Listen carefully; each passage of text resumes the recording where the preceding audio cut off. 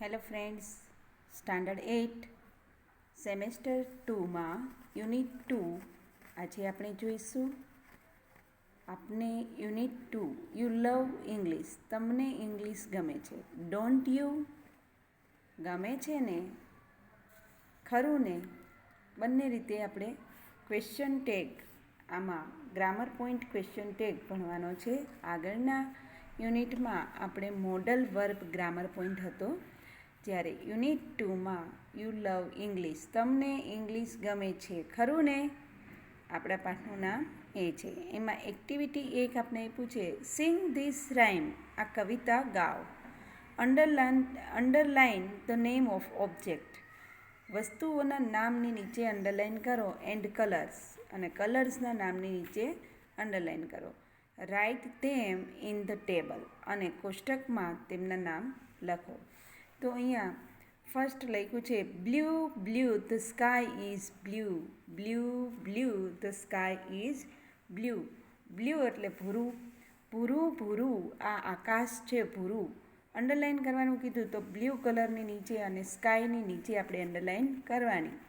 Second line છે the water in the sea is too, the water in the sea is too, એટલે કે સમુદ્રમાં પાણી પણ જે છે એ પણ ભૂરું છે.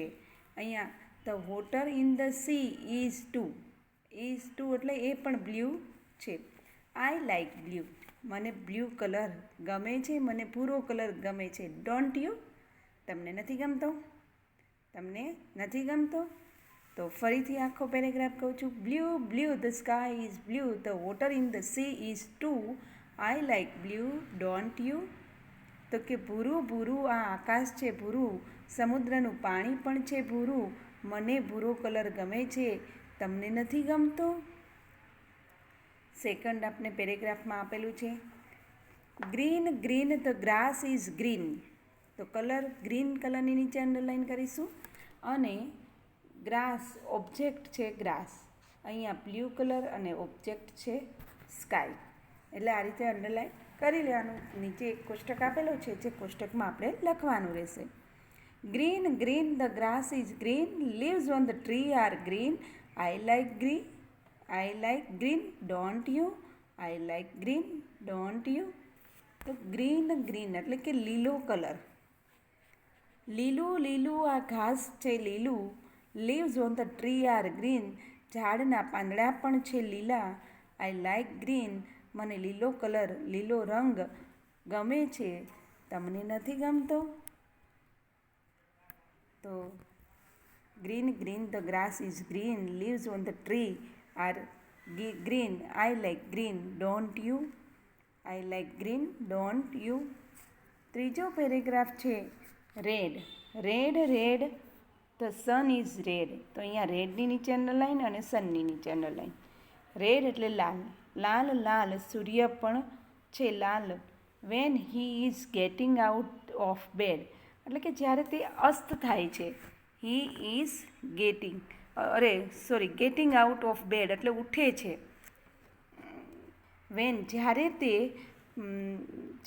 તે સવારે ઉઠે છે. I like red, don't you, અને એ લાલ કલર મને ગમે છે. જ્યારે સૂર્ય ઉગતો હોય અને જે લાલ કલર દેખાય છે આકાશમાં, એ મને રેડ કલર ગમે છે, ડોન્ટ યુ, તમને નથી ગમતો.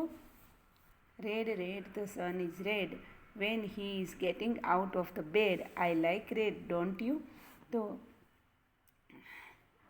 લાલ લાલ સૂર્ય પણ લાલ, સૂર્ય લાલ છે, જ્યારે તે સવારે ઉઠે છે, મને લાલ રંગ ગમે છે, તમને નથી ગમતો.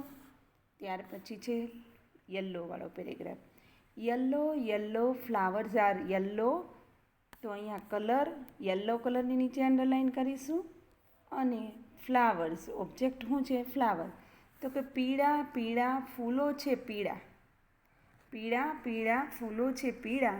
Sunflowers standing in row, sunflowers standing in row એટલે કે એક જ હારમાં ઊભેલા સૂરજમુખીના ફૂલો. અને આઈ લાઇક યલો, મને પીળો રંગ ગમે છે, પીળો કલર ગમે છે, ડોન્ટ યુ, તમને નથી ગમતો. yellow flowers are yellow, sunflowers standing in a row, I like yellow. હવે અહીંયા આપણે ઓબ્જેક્ટ અને કલર આપેલા છે. તો અહીંયા લખ્યું છે સ્કાય અને water in the C. Sky, water અને સી એ બધા ઓબ્જેક્ટ છે ને કલર આપણે બ્લુ આપ્યું છે. તો બીજા પેરેગ્રાફમાં કયા કયા આવશે? તો કે ગ્રાસ, અહીંયા આપણે લખીશું ઓબ્જેક્ટની અંદર first green, the grass is green, આ ઓબ્જેક્ટ હતું. પછી લીવ્સ, પાંદડાઓ.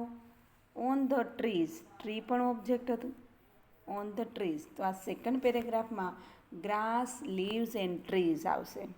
અને કલર કયો આવશે? કલર આવશે ગ્રીન. તો અહીંયા લખીશું આપણે ગ્રીન સેકન્ડમાં. હવે થર્ડ પેરેગ્રાફમાં રેડ કલર છે તો અહીંયા આપણે રેડ લખી લીધું. પછી અહીંયા શું આવશે? તો કે ફર્સ્ટ આપ્યું છે sun, red, the sun is red. When he is getting out of bed, bed છે એ ઓબ્જેક્ટ છે. તો આમાં બે જ આપણે આપી દીધા છે અને કલર રેડ આપ્યું છે. ચોથો પેરેગ્રાફ છે યલો, ફ્લાવર્સ આર યલો. તો અહીંયા ફ્લાવર્સ આવશે, એ ઓબ્જેક્ટ છે. Sunflowers standing in a row, તો બીજો ઓબ્જેક્ટ સનફ્લાવર્સ આવશે. અને બાકી એક કંઈ આપેલ નથી ને કલરમાં આવશે યલો. આ રીતે તમારે કોષ્ટક ફિલઅપ કરવું.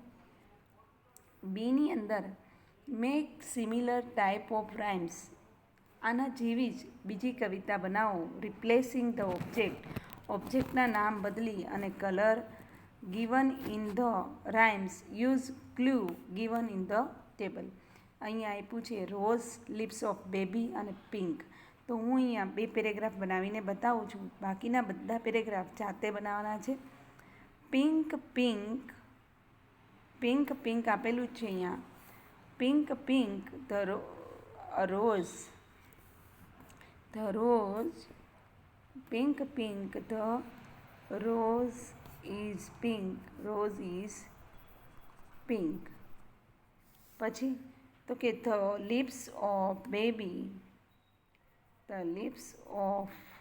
અ બેબી ઇઝ પિંક અથવા is two.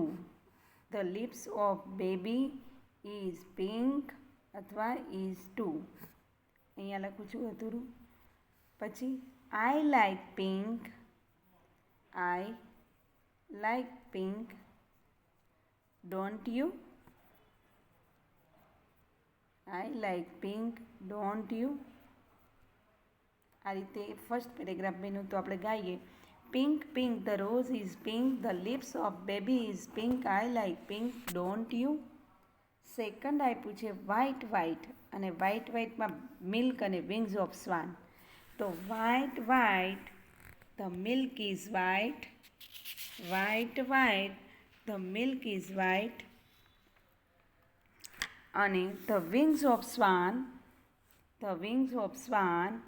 R white two,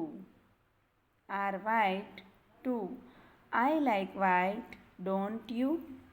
આ રીતે ત્રીજું પણ લખી શકશો. કયું? તો કે કકુ ને sky is in the night, એમાં કલર છે બ્લેક. જેમ કે black, the cuckoo is black, the sky at night is too, I like black, don't you?